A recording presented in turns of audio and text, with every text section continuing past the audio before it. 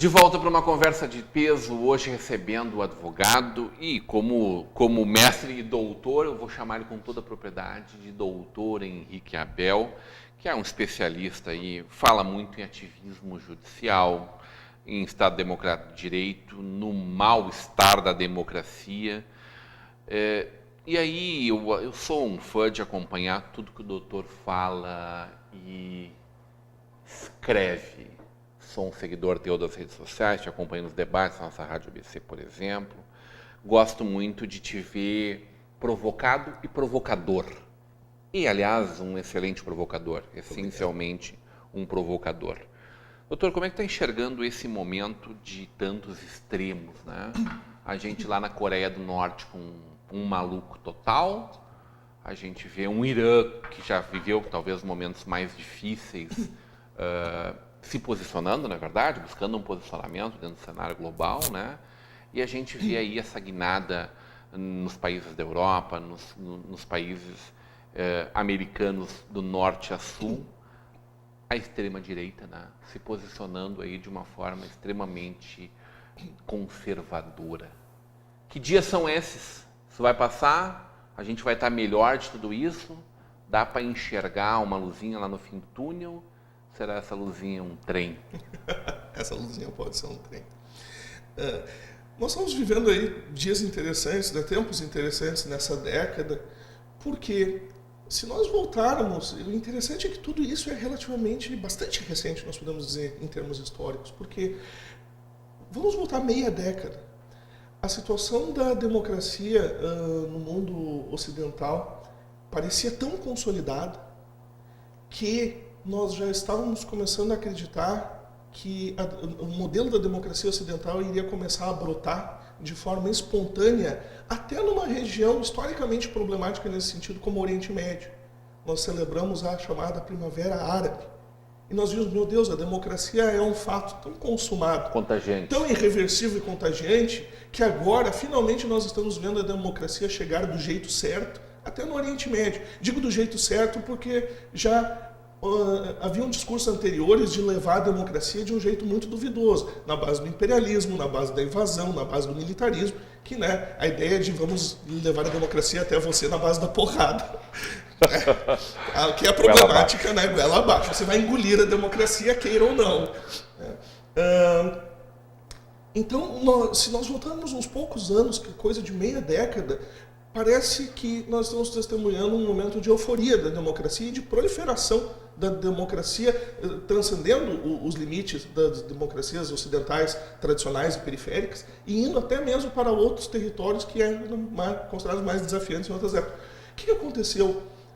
As esperanças da Primavera Árabe não levaram a lugar nenhum. A Primavera Árabe rapidamente se converte em Inverno Árabe, a resposta é mais repressão e os eventos da Primavera Árabe estão diretamente ligados a todo o problema global de refugiados que nós vemos até, sobretudo, oriundos da Síria, que representa a maior tragédia de refugiados desde o final da Segunda Guerra. Ou seja, não só a Primavera Árabe não deu em nada, como ela teve o efeito de causar instabilidade nas democracias tradicionais. Porque o que acontece? É uma confluência de fatores. A democracia representativa, nesse sentido da representação partidária, já dava sinais de um certo cansaço há mais tempo. E uma guinada ao fundamentalismo religioso também. Também É um outro retrocesso. E aí não vamos entrar na questão da religião em si, que está lá profanada. Sim. Esses elementos religiosos começam a falar mais alto. Nós estamos também diante dessa questão de que a última grande narrativa política e econômica do século XX, que vem a ser o neoliberalismo, independente de o que a gente pensa do neoliberalismo, se a gente é entusiasta ou se a gente é crítico dele, mas nós temos que reconhecer que o neoliberalismo foi a última grande, com pretensões de universalidade, a última grande narrativa política e econômica. E o neoliberalismo já começa a dar os primeiros sinais de cansaço nos anos 90 e a partir de 2008 ele se torna virtualmente indefensável. Hoje, por mais entusiasta do neoliberalismo que alguém queira ser, se essa pessoa está minimamente bem informada e de boa vontade, você está falando com propriedade, ela vai ter que reconhecer que você não pode falar de neoliberalismo no mundo pós-2008 da mesma forma do que antes. Então, o que acontece? Nós saímos de um mundo em que parecia, lá no comecinho dos anos 90, que com o fim da Guerra Fria, o desmoronamento da União Soviética, parecia que nós estávamos caminhando para um globalismo pacífico. E era essa a narrativa do neoliberalismo dos anos 80 e 90. De que a globalização... Você veja que interessante, na época, os entusiastas da globalização eram justamente os representantes da direita. E os críticos da globalização eram o pessoal da esquerda que achava que a globalização econômica ia ser desastrosa para as comunidades, para os trabalhadores, etc., etc., e que ia gerar muita concentração de renda, como nesse particular de fato ocorreu realmente. Hoje, os entusiastas do globalismo são justamente os militantes da esquerda, que acreditam que uma comunidade internacional vai gerar mais pacifismo, mais colaboração, etc., etc., e a direita está respondendo ao fracasso do neoliberalismo com um retorno ao velho nacionalismo. Quer dizer, essa é uma década que nós estamos vivenciando aí nos últimos 5, 6 anos, são fatos que seriam absolutamente imprevisíveis, muito difíceis da gente perceber eles pelo que estava acontecendo. 7 anos atrás ninguém diria que isso ia acontecer. Não me parece, porque o elemento novo aqui foi a ascensão e desmoronamento da chamada Primavera Árabe, as consequências que isso teve em termos de instabilidade no Oriente Médio, a eclosão desse drama dos refugiados de 2014, 2015 para cá, e a maneira como isso mudou completamente a percepção dos Estados Unidos e da Europa a respeito da questão das fronteiras e do internacionalismo. E sim, talvez a gente tenha enterrado, ou tenha exorcizado o fantasma do velho nacionalismo com muita pressa. E talvez a gente tenha ido com muita sede ao pote adiante dessa ideia de uma comunidade internacional. Vai ser muito difícil da gente fugir desse debate às escondidas, pelo menos no próximo ano, nas eleições que se avizinham agora para quase todas as esferas de poder? O Brasil, a meu ver, tem um problema adicional, que é o seguinte. Porque o discurso, por exemplo, desculpe me cortar, o discurso da volta do militarismo, ele está muito presente e me parece que ganhando força ainda, mesmo diante de gente que se ligou, opa, peraí, tem gente falando muito sério sobre isso. Não é brincadeira. Sim. E aí você ainda vê pessoas de dentro das casernas fazendo também essa apologia. Sim. Nós temos um grande problema, a meu ver, aqui na política nacional, que a gente pode resumir da seguinte forma: nós não conseguimos até o momento superar o lulismo. Para o bem ou para o mal, independente da gente achar que os anos da era Lula foram positivos, mais positivos ou mais negativos. Isso é natural numa democracia, que as pessoas tenham diferentes percepções sobre governos, preferências ideológicas e tal. Mas tanto a esquerda quanto a direita, nós não conseguimos identificar uma efetiva superação do lulismo. Tanto é que, do lado da esquerda, o plano mirabolante que aparece é a ressurreição do Lula. É trazer um velho Lula para governar mais uma vez. Doutor? Isso é uma doença? Eu não diria que é uma doença, mas é uma demonstração de que nós transformamos o Lula na figura centralizadora de todo o debate político nacional, tanto para endeusá-lo ou para aplaudi-lo, quanto para demonizá-lo ou criticá-lo. Mas isso é justo, diante do momento que não se construiu nenhuma outra liderança com essa expressão também. E esse é o dado impressionante, que o Partido dos Trabalhadores não tenha conseguido erguer lideranças para suceder depois do Lula, porque esse problema sempre foi permanente ali dentro do partido, para onde nós vamos depois do Lula. Mas que o PT tenha atolado nisso, eu até entendo. O que me espanta é que o Partido dos Trabalhadores ficou 13 anos no poder e não houve na direita a construção de quadros qualificados. Os grandes nomes que seriam os sucessores do petismo à direita seria, por exemplo, o Aécio Neves. Olha o estado de lona que o Aécio Neves está atualmente. Então, essa questão me parece que ainda é fulcral. E não é só no sentido da pessoa do Lula, mas em termos de políticas sociais e econômicas. Para onde o Brasil vai após o Lula? O que é o pós-lulismo? Então, independente da gente gostar, não gostar, amar ou odiar o Lula, ele foi presidente 2 vezes, sai do cargo com 80% de aprovação, é isso. Só que o lulismo, que gerou tantos efeitos positivos em termos de de um certo, né, engorde da classe média, ele era, isso é incontroverso, ele era uma receita de curto prazo. Esse foi um dos grandes erros da presidente Dilma, de querer seguir a fórmula do lulismo, achando que você poderia, né, essa coisa de um aumento do crédito para as classes mais baixas, etc. Isso gerou muitos efeitos positivos, mas isso é uma fórmula de curto prazo. O lulismo nunca foi uma forma de pensar o Brasil a longo prazo. E o PT não tem nada, nenhum projeto em cima disso ou para além disso. E, o que é triste, o outro lado também não tem.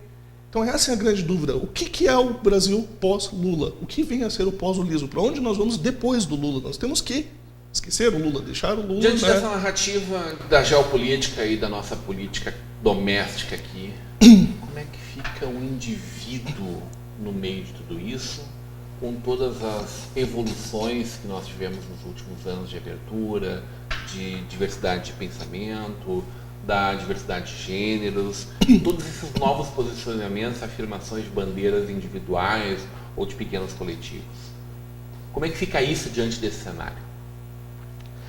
Fica complicadíssimo, né? Porque eu fico me perguntando, e por isso que eu fiz o comentário antes em relação ao pessoal, né, que hoje está na adolescência, porque paradoxalmente os adolescentes de hoje estão crescendo num mundo mais conservador do que aquele no qual há 20 anos atrás eu fui adolescente. Então você tem assim a convivência de situações muito estranhas, na qual sob alguns aspectos você teve evoluções nos costumes que são inegáveis e que saltam aos olhos, e sob outros aspectos você está tendo um recrudescimento e o surgimento de um certo conservadorismo que ele é desorientado. Porque nós temos que pensar assim, não é um sentido de demonizar o conservadorismo. Nós temos que entender que é normal numa democracia que algumas pessoas tenham um perfil progressista e que algumas sejam conservadores. O conservador não é um mal em si, não há nada de errado, problemático, né, em ser conservador, nem em ser progressista. O problema é essas posturas. Você não pode ter uma postura nem progressista nem conservadora que atente contra os princípios mais elementares daquilo que a gente entende hoje como uma democracia, né? Porque quando nós falamos de democracia hoje, nós não estamos só pensando em termos aritméticos, aquele conceito da democracia clássica dos gregos, onde era, temos 100 pessoas, 60 querem isso, 40 querem aquilo, então se faz a vontade das 60. Hoje nós identificamos esse modelo simples de uma democracia aritmética como uma ditadura da maioria. Isso não é democracia. Democracia, a questão aritmética ainda é importante. Se você vai ter uma eleição para presidente, quem tiver mais votos vai ser eleito. Mas não é só aritmética. Democracia é proteção de direitos e garantias fundamentais, é um compromisso que você não pode abrir mão com certos princípios. E que isso inclui respeito a minorias, um respeito às liberdades, né, complexas da democracia contemporânea. Então hoje você vê certas reações e certos moralismos que há 20 anos atrás seriam inimagináveis, né? Até levando isso para o terreno de exposições artísticas ou manifestações culturais e enxergando apologia ao crime em obras de arte.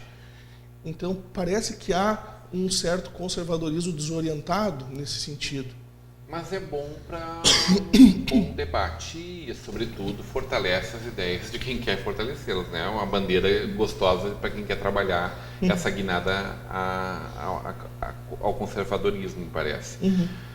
O que desse discurso da retidão, da ética, da anticorrupção está relacionado realmente ao diálogo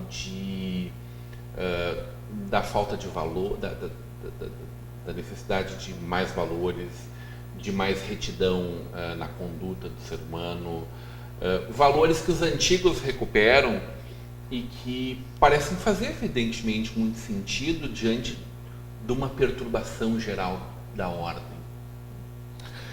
Nós temos uma dificuldade muito grande de escapar, e isso é todo mundo, independente, até os próprios progressistas, né? Isso não é um traço apenas de conservadores. Nós temos muita dificuldade de escapar da tendência de uma certa idealização do passado. Então, a gente vê que isso é assim desde o mundo antigo. Você volta 2000 anos... Geração lá em 2000 anos atrás. Você volta 2000 anos atrás, aí você vai ler um texto lá onde eles diziam que as novas gerações estavam acabando com tudo, que o mundo estava mudando, que é um escândalo, não sei o quê, porque bom mesmo era na época deles, que tinha sido 50 anos atrás. Então, isso é uma constante. Eu me pergunto assim, o Brasil foi construído e desenvolvido sobre bases de ética, de justiça social, de retidão na política? Onde exatamente está situado esse passado glorioso do qual nós nos desvirtuamos? Eu não conheço esse passado. Eu não sei. Nem no livro de história ele está. Ele é muito imaginado. Meu avô contava que na época da ditadura não tinha violência nem corrupção. Ok, você criou uma certa idealização em torno do período, mas se você for atrás dos dados, você vai ver que não se sustenta. A droga isso. Nasceu ali, as favelas nasceram. As favelas, as drogas. Em que momento, né? A gente volta, por exemplo, você pega um clássico... Mas daí a fala é, se eu andar na linha, não tive problema com a ditadura. Claro, aquela ideia de se você não estava fazendo bobagem, eles te deixavam em paz. Bom, isso é muito subjetivo. O que é fazer bobagem? Então, se a pessoa fala uma coisa que eu gosto, daí ela está ok. Se ela fala uma coisa que eu não gosto, então a polícia pode ir na casa dela recolher ela.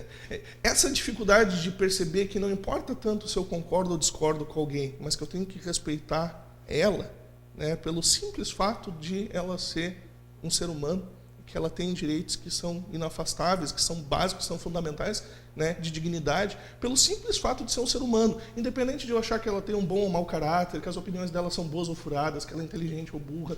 Isso está um pouco, né, fora de perspectiva. Nós estamos, e nesse sentido é uma coisa um pouco assustadora, nós estamos um pouco imersos nessa euforia de querer ver todo mundo preso, todo mundo julgado, todo mundo condenado, uma certa euforia de caça às bruxas, assim, e da espetacularização da ruína alheia. Né? Isso é muito ruim, porque é impossível construir qualquer tipo de comunitarismo e de soluções políticas em cima disso. Adorei conversar contigo. Da mesma forma. Tu volta para os nossos bons debates aqui no Estação Hamburgo. Sempre que for convidado, estou a um telefonema de distância. Combinado. Obrigado pela conversa. Muito obrigado, agradecimento. Sabe por que é conversa de peso, né? Conversa de peso? Talvez por causa do sobrepeso do convidado. Qualidade dos nossos ufa! Achei que era por causa dos meus 15 quilos a mais. Conversa de peso com o Dr. Henrique Abel. Continue agora com a programação da nossa Vale TV, da nossa rede comunidade de televisão.